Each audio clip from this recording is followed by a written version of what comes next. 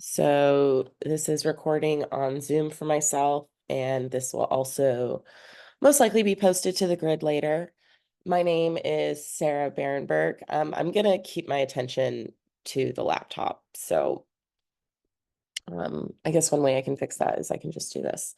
Hi, my name is Sarah Barenberg. I am a graduate student studying traditional Chinese medicine. That includes everything under that scope of practice, which includes acupuncture, moxibustion, cupping, Tui Na, um, herbal formulas from a Chinese perspective, which has over 400 single herbs, 200 something patent formulas that we can mix and match for our patients. So today, hi, welcome to Chronic Movement. I want to thank Heather Craig for hosting and making this space available to those of us with chronic illness. So chronic illness could be anything from a physical ailment that you may have your whole life, maybe SIBO, maybe MCAS, fibromyalgia, Lyme. There are many things that can go under it that aren't just autoimmune, including things that don't have explanations yet, or even just things that seem like symptoms from a Western perspective, but if you zoom out, are actually really affecting your quality of life. So I want to thank you guys for coming. That's for physical. It doesn't mean just physical. It could mean mental. Maybe you suffer from depression. Maybe you have seasonal affective disorder, maybe cyclothymia, maybe something a little heavier. Whether you are cluster B or just somebody trying to make it through the world we live in right now, you are welcome here. So thank you for coming. Normally I'd have people kind of give like a high and low of their day. So to get us going instead, good morning, good afternoon. Thanks for welcoming from wherever you are. Be sure to go check out Heather Craig's work on her Instagram and on her Substack. She talks a lot about her experiences with chronic illness and how it affected not only her body, but her mind and the link between the two, which is what I'm super interested in. Okay, so today we are discussing Qigong and flower essences. Um, I want to say that anything I present to you now, if it resonates, great, use it. Allow these tools to be in your tool belt. If it doesn't resonate with you or isn't something you are physically capable to do right now, maybe you have PTSD like I do. Sometimes these movements can be triggering to certain things without us even knowing. And I'm not saying that um, as setting up the precipice of that, but more so if you come across something in your body that you don't like or is crunchy, you have the opportunity to notice it, decide if you want to accept it or how you want to move forward. So we're going to split it into two parts. I'm going to try to keep this light. You can do visualizations if you find that maybe laying down or standing up are out of your physical and or mental reach today. You can just sit here and let the words wash over you. You can close your eyes. You can take a nap. You can come in and out as you please. That's how this room is built, is for us to work in community and to help each other via community. I'm going to take a sip.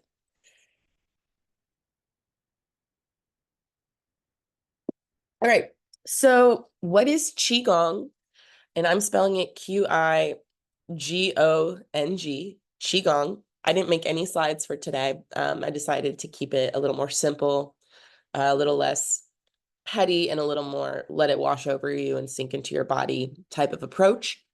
So Qigong can literally translate. So you may be familiar with the word Qi. Let's break it down into two parts. Qi Gong, Qi Gong. So you may be familiar with it. The word Qi meaning energy or translating. We don't quite have a word for it in English, but roughly we are working with energy, right?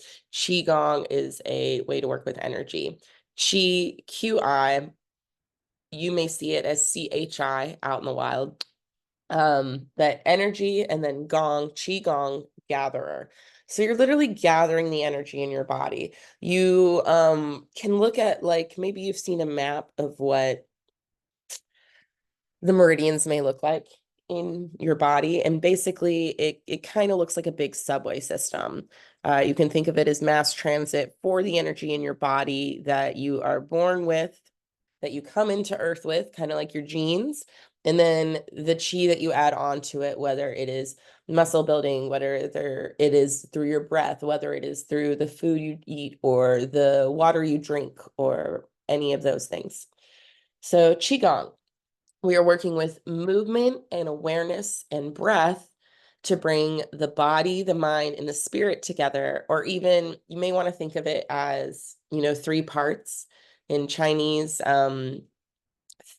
like the theories we are taught in school.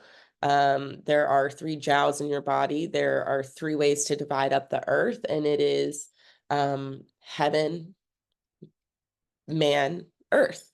So you can think of body, mind, spirit that way. You can think of literally splitting your body into heaven, man, meaning your gut, and earth, meaning your kidneys, meaning maybe if you have a uterus, that or your extraordinary organs and things like that.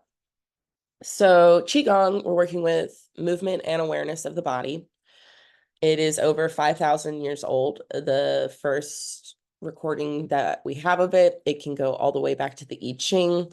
The first written that I have come across and have notes for goes to Claudine Jing, the Yellow Emperor, or that's the Yellow Emperor's classic, but the Yellow Emperor was this very big doctor in Chinese culture around 300 BC. And this was a modality he worked with to move the qi down different energy systems in our body. You may hear it as Reiki. That's another form, ki meaning qi. That is a Japanese form of energy movement, if you will, of trying to get stagnant energy, waking up certain stops in your system. Stops meaning maybe your elbows, maybe joints. So if you have rheumatoid issues, this could be a really gentle way to work with your body. It's something you can do it at home. It's something that is easily modifiable, and it helps build your breath and also can work directly with the organs and channels, depending on what movement you are doing and what sound you are doing. Sounds are important too. Maybe you've heard of this, maybe you see it with a lot of somatic stuff online, that the words and the things coming out of our mouths are literal spells. They are literally healing us.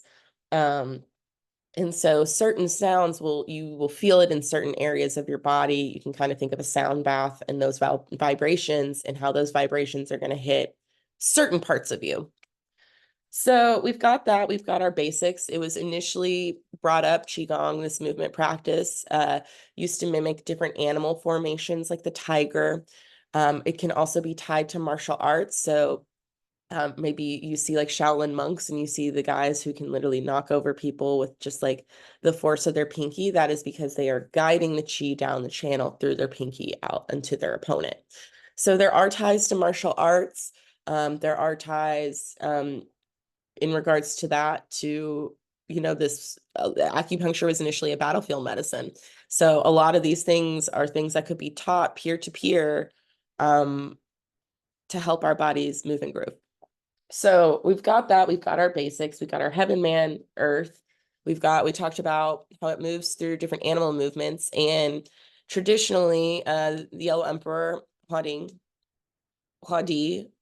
Huang Huang Di, some people may say Huang Ti, depending on your translation, and my pronunciation uses some work. I'm on Duolingo.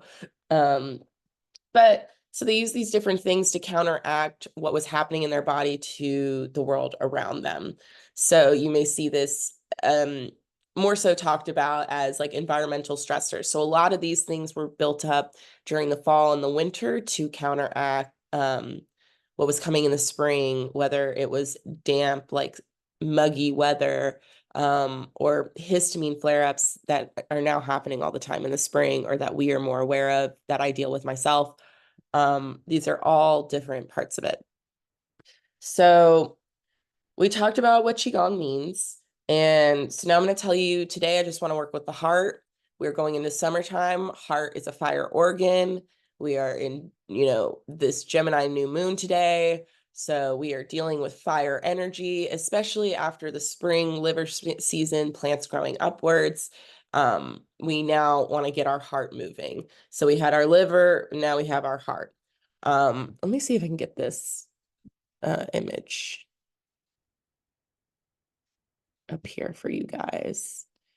I'm not sure if I can get this image going, but maybe, see, this is why I need to spend more time on Zoom. I don't want to do breakout rooms. We could do captions, I guess.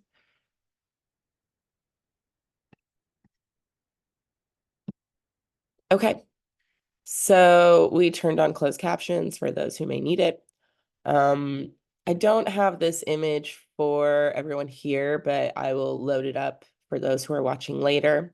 For those on Instagram, I can show you kind of how the 5 elements work.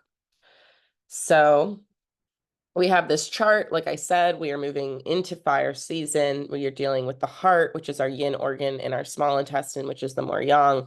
We were just in springtime, liver, gallbladder, moving into that. So that's why today, with the Gemini new moon, we are going to focus on the heart. The 2 channel pathways that we will be working on are, so this is your heart channel. You can see how it goes down your arm. Starting, from the center of your chest through your armpit down through to like your pinky finger, basically. So it goes all the way down. And then you also have your small intestine, which covers kind of the same pathway, but starting from that fingertip point back down over the outside. So you have the inside and the outside, the yin and the yang pairing. And you can kind of see it goes towards your adenoids, where your histamines were just like blowing up. So, and there I am. Okay, so now that you have kind of your organ awareness and what we are doing with the QiGong, I'm going to show you some heart moves. So this is something, if you want to do it sitting down or laying down, I will show that in round 2. In round 1, I'm going to show how the movement looks. But first, I'm going to explain how we do it. So you're going to do each of these movements in 3 rounds of 9, and you'll close out after those. And you can do that with each organ, but today we're just going to do it with the heart. So heart, you're standing. I will bring some awareness to feet. There is a plant behind me, so I'm going to scoot up a bit. I'll bring some awareness to our feet. The balls of our feet is kidney 1, where chi enters from the earth through kind of the root of your foot. So we're going to do 3 rounds of 9. I may only do 1 round with you here on Zoom, just so you can get a feel for it and you can do it on your own. So the way, I'll just show you how it looks, and the sound you're going to do is ha, H-A. So ha, like you can do laughing qigong if you want and laugh with it, or you can do a more drawn out to try to work on your lung expansion and sustainability. You can do that type of thing. I do a lot of that. My own personal experience, I used this through the ER with chest pain that I was having back in April, and it was helpful, and I got to see in real time how it could lower my blood pressure and my heart rate. So you can work with this in real time if you have palpitations, if you have chest pain, or you can just use it to help build up the strength of your heart health. So to get moving, you're going to start with your hands down here. We're going to focus on the hands first, and then I'll tell you what the feet do. So you're going to go up. And when it gets about level, straight out, you're going to flip your wrists. And you want a sharp angle there. You want to feel that stretch if you can. Don't do too much if it's not in your purview. And you'll go back down with it.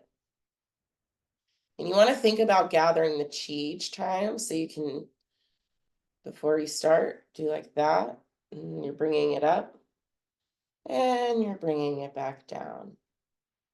And you'll bring it right back, keeping that crease in your wrist all the way back.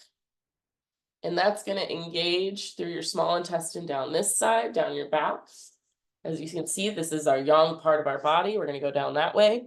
And then our heart, which is the yin, coming through here. So you're engaging both of these channels on both of your arms bilaterally at the same time. And what your feet are doing, if it's the ground, you're just going up on the balls and you can kind of just, so you're engaging, you're rolling through the ball and you're going back down with it. And you can get a really good shake in your trunk if you want. You don't have to do that. You can also just do it sitting down. You don't have to do the feet at all, or you can do the feet while sitting. And you can bring it up like this and back down. And you want to focus on it going through, like through these last two fingers, because those are where the channels goes. So, and then we're going to add sound. So we're going to go.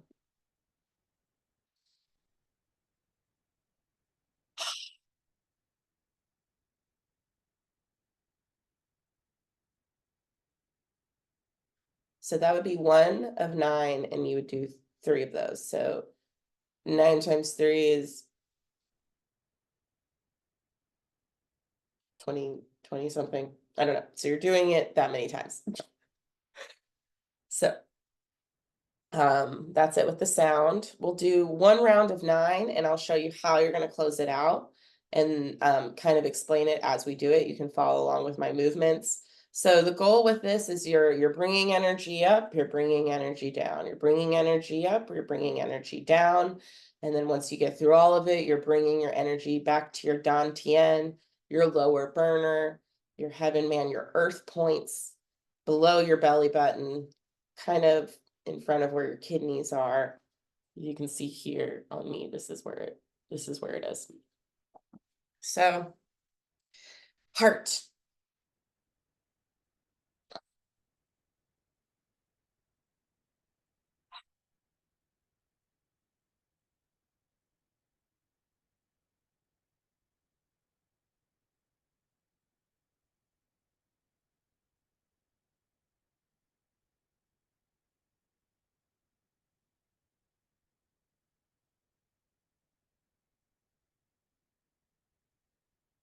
Ah, that's 3.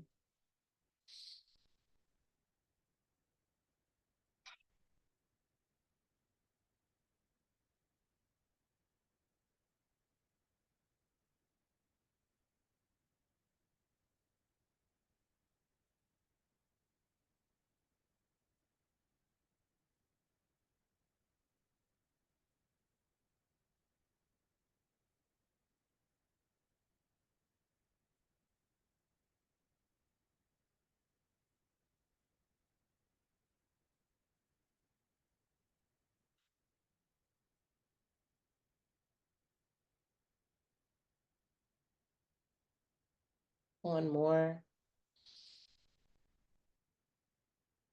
Up on your toes and out.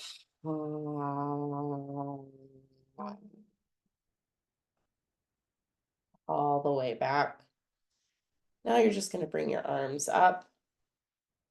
You can even look up towards the sky and make your hands meet in kind of a circle shape together. Bring it down as if you're combing through a long beard. Circling it, bringing it back down here. We're going to do that twice more. Breathe in, gather the chi. Up, up, up, up, up, up, up. And now we're going to bring it back to yourself. You can even say your name 3 times here out loud or internally. 2. One more time.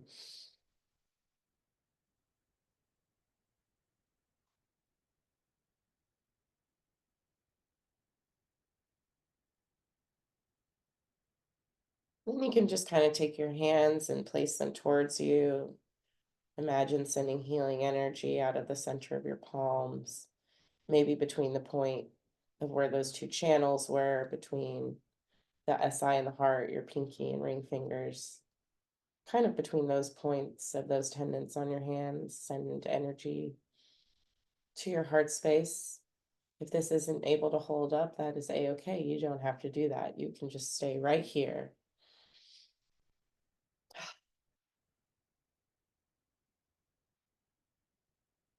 So that is 1 round of 9. You would do that twice more. 9 is a number that comes up a lot in Chinese culture, from my understanding. If I'm wrong, please somebody let me know. But from my understanding, 9 is because it is a derivative of 3. You can split it into heaven and earth. The trigrams are also split up that way in the I Ching, if you do any type of I Ching readings. So that is heart qigong. That is the basics of it. That is one sound of H-A ha, the movements where we're hitting yin and yang pairings. The point I was talking about is right here, or you can even go down there. So for Instagram, between these two tendons here, or all the way down to heart. So that's what I got on heart qigong. We still got a little more time, so I want to share what I have about flower essences. Just so you know, the info I'm getting on flower essences, they are not necessarily something normally worked with in Chinese medicine. It is not covered in my graduate schooling, but so this is some extra work I've done outside with myself. The main book I like to use is Bach flower essences. I will also link that for those who need it. Bach Flower Essences in Chinese Medicine by Pablo Noriega, translated by Loie Kolbeck. It is a great resource that gives some like basic understanding of Chinese medicine theory and how we can use this method. So flower essences are closer in practice to homeopathy, which is more Eastern European in descent. Versus Chinese medicine, we work with a lot of energetics of different plants and herbs may include things like stones, rocks, bugs, insects, parts of bugs or insects, parts of the plant. Are we using the root? Are we using the leaf? Are we using the flower? Are we using the bark versus the fruit? These are small things to be considered. With flower essences, it's the flower. We are using the flower of the plant. And the theory behind it is more so, for lack of better phrasing, what doesn't kill you makes you stronger. So say somebody has, this was an example given to me, say somebody has arsenic poisoning or something like that. It is a very, very, very diluted version of the vibration of that plant or mineral or herb. So arsen, the root of it, would basically be its vibration. If you think about fractals or computer science and you're plugging code in, flower essences are basically taking the most diluted, most pure form that is helpful for your system, for your operating system, and plugging that in. So while herbs may be extracts, they may be the raw plant itself, they may be granulars, they may be powders. This form of a flower essence, not a flower oil, a flower essence, is taking that flower, and from my understanding, it's mostly in water. I don't make them myself. I order them, or in brandy, and it takes basically a picture of those fractals, that vibration, and it's working with that vibration on you. So homeopathy is more like, so you're going to use larch if you're having like confidence issues, and then it may be what kind of larch on top of it. So there's all these intricacies you can add into it to find. Now, the thing is, if you use one that's not for you, it's not going to work and you're not going to feel anything. And then that's how we end up with homeopathy being, this thing up in the sky that we cannot prove versus something that is used on anecdotal basis. So flower essences versus flower oils. Flower essences, I just explained, are imprints of that diluted and steamed. So we're raising the chi of that plant or whatever upwards, steaming it out to get its most pure form so that you can take under your tongue. Usually you can mix it in water. There are different ways to use it. It looks more like a tincture versus an oil is pulling. It is the nature of pulling, of extracting. You can think of like cupping when you get those marks and you feel like the dampness inside of your cups, or when you go to a sauna and you start sweating, you're pulling something out of you. So that may have a more harsher impact. Oils tend to also be more used on the physical body, in physical healings for those type of ailments, versus this works more so on a physical emotional level. So that is like a very, very basic rundown of how flower essences work. Now we're going to bring it back to the heart, to this Gemini new moon, to the energy of summer that we are working with. Take another sip.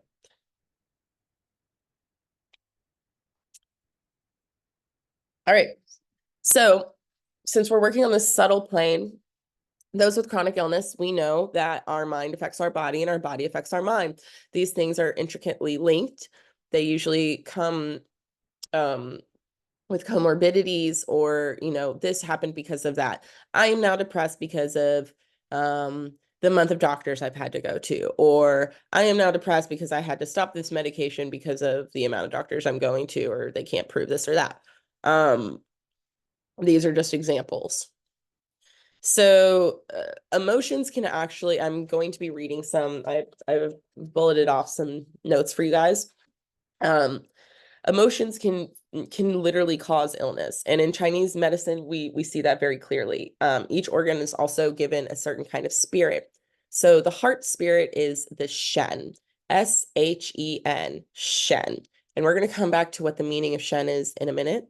This is a lot of info for today. I could have probably split this in two, but since we're just here on this feed, we're going to keep going. So I kind of like how this explains how emotions can injure us. And these are just some bullet points according to this Bach book. Emotions, in order to injure and thus constitute a cause of illness, must fulfill certain criteria. So these are the 4 criteria. 1, they must be very strong. The emotion must be very, very strong. 2, they must be raw. You either know what a raw emotion is, or you're closed off, which that is another thing in flower essences, and we can work on that another day. But I'm assuming, since we are all here living through this plane of life, that you are probably somebody who has very raw emotions. Number 3, they must persist over time. So the more intense they are, the more raw they are, the more they persist over time, the more that emotion is going to injure us. And then 4, it must be repeated. CPTSD, things just keep going and going. You can't get a break. You're exhausted. You're laying in bed. You maybe lose the ability to write, or have intense brain fog where you can't get things out, or maybe you can only do one task a day. That is something I'm very familiar with on my chronic illness adventure. We're going to call it an adventure today because that's the mood I'm in. So emotions can injure. We've discussed that. So what emotions are with the heart? Heart's in our thoracic cavity. It's a fire. We've already talked about that. If you go by the Oregon clock, if you want to know the time it is most active, and its yin pairing will be the least active. So from 11 a.m. to 1 p.m., maybe that's when you feel the most joy. Maybe that's when you're the most passionate in your day. Maybe that's when you're the most fucking angry. Anger is part of this too. It's associated with summer. It's associated with midday, and it's also associated with the small intestine, as we discussed. So it's where chi from food is transformed into blood. That's what happens in our heart organ. It pumps our blood, which we all know from a Western perspective, or any perspective.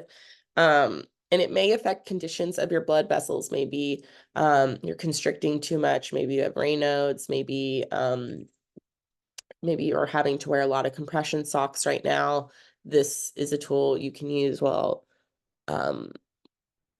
wearing those compression socks every night. It's one that I use myself for when I have bigger bouts of compression socks. So vitality, it expresses the general coherence of the organism's functions. You can also think about it, it's in the center of your chest. So it's like the center of all of these other organs. Some people would argue that like that's the emperor. So there's your heart right there. What else do I want to tell you about heart? These may be some things, and this is very generic. This is not health advice. This is from this book.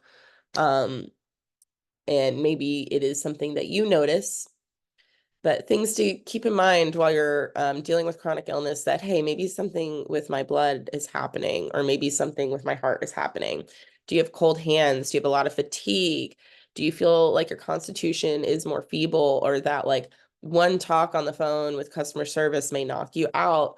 Do you feel like you don't have as much strength in your arms as you used to? Is your face more pale? Is your tongue more pale? Do you have shortness of breath, palpitations, arrhythmias? Are you, having night sweats? Are you having insomnia or night terrors? These are all things associated with our heart. Vertigo even is another one. Um, so those are some physical things. Maybe you're having more mental ailments. Maybe you're a little absent-minded. Maybe you are very, very distracted. Maybe it sometimes feels like ADHD symptoms compared combined with anger or sadness, depending.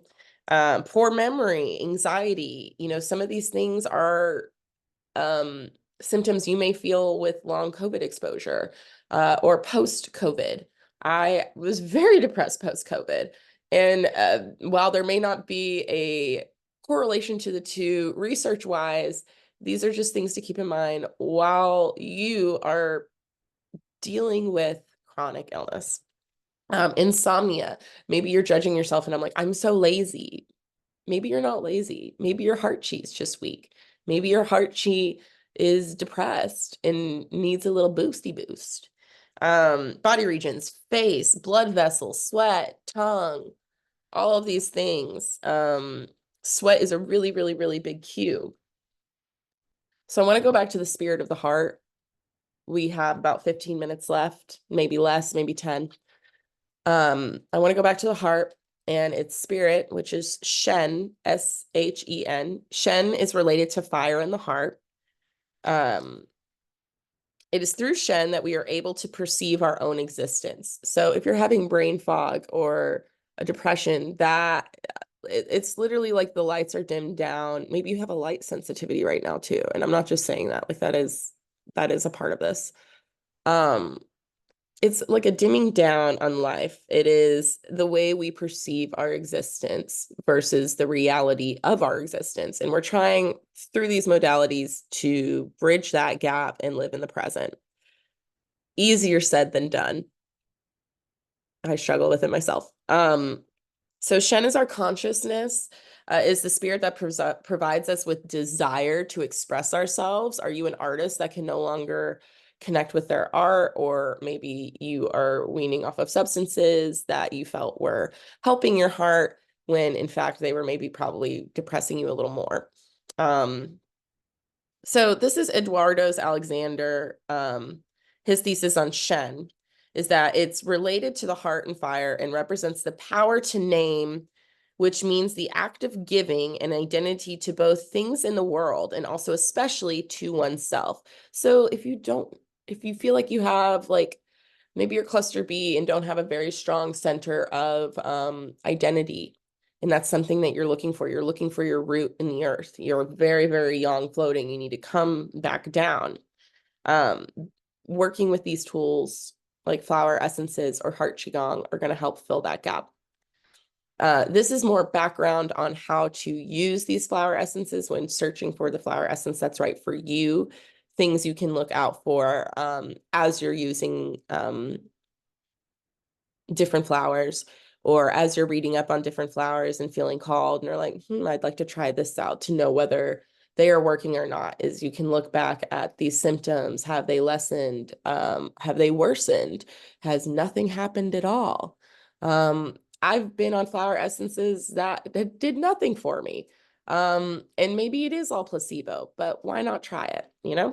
If it's not hurting and you have the means to an end, use that means to an end. So it can look like a Shen disturbance, or this may be a more mental emotional issue, a mental health crisis point, maybe. You think of less, you think of depression, you feel like of like weakness in the body, not being able to do things. That's just one end of the heart's shen and what you can treat with heart focused flower essences. The other end of it is excess. So we have, you know, less than deficiency. And then maybe these are phrases that when working with yourself, or maybe they're your own ruminations, or if you're doing a lot of inner child work, maybe you're like, I am less than, I am not enough. Any of these phrases that go to core wounds may be an excess or deficiency of your heart, maybe a less than of the heart or a more than of a heart. So what does this look like in excess when there's too much heart, too much joy, too much passion? Maybe it turns into mania. Maybe it turns into anger. The point is the energy in these systems has to go somewhere. And if they get stuck somewhere for too long, that's how we get illness. So we want to keep it moving, especially if certain organ centers are more active. If this is served, you know, if you have a gallbladder that acts more like Union Station than your heart, which should be Union Station, that's going to mess with your system. That's going to mess with the flow of transportation in your body of chi, if we want to stick to that metaphor. So it's expressed through euphoria, maybe a loss of serenity or too much serenity. Mental clarity is disturbed, giving way to confusion. Maybe there's incoherence. Maybe there's a leaning more on substances. And this can go into all the different other organs and their things. So that's Shen in relation to flower essences. And now I'm going to give you one that's not surprising, but is a little more specific than you anticipate. That can be a great heart one. And we're able to access it pretty easily. And you can get high quality, you can get low quality. You can even just work with this with the flower itself. Please get food grade. If you're going to work with essences, please get food grade. Don't just go outside and pick some roses and work with them, because that we don't know the soil that it's grown in. We don't know what toxins are in it. You want to go with a food grade, maybe mountain rose herb or something like that. So we're going to deal with specifically rock rose. I know I already said rose, but we're going to talk about rock rose. It's a little more delicate. It helps people who are sensitive, delicate. Maybe you're very skittish. Maybe you just feel overly vulnerable right now and you need just a little extra nourishment, extra support. Rock rose. It works great with specifically deficiencies of the heart, deficiencies of blood. Maybe you're having some cycle or menstrual issues as a uterus having person. You know, maybe you're easily startled. Maybe you deal with fright a lot because there's other organs at play. Maybe there's a sudden, potent, paralyzing fear. So if you're somebody who's like, I have so many tasks on my list, but I can't get started and you're stuck, rock rose may be a great one to work with, or just rose in general. Rose, R-O-S-E. The more I say it, the more it sounds like rows in a row. Other essences that are great that maybe you can, if you're looking at a blend, and also you can work with an herbalist to make your own specifically for your symptoms. I've done that as well. DM me and I will send you great recommendations. One off the top of my head is Yindu Herbs in California. You can use things like chicory, beech, holly. These are all really great nourishing around joy, passion, anger, love, exuberance, whether weaknesses or deficiencies in all of the above. So that's a lot with 0 slides. Hope to have slides in the future. I hope that this gave you an intro to the heart and fire season and some movements and physical tools that you can use or not use. If the movements are too much, remember, you can always visualize them. You can also just say it out loud. You can also do them in your bed and just think about the sound. I've done that in the emergency room myself overnight, and the nurse would come over and be like, "Can I help you?" And I was like, "No, no, no, I'm just doing qigong in bed. I'm helping myself." Don't be afraid to do what you need to do in that moment. That's the biggest tool I am learning to work with as somebody with chronic illness. My name is Sarah Barenberg.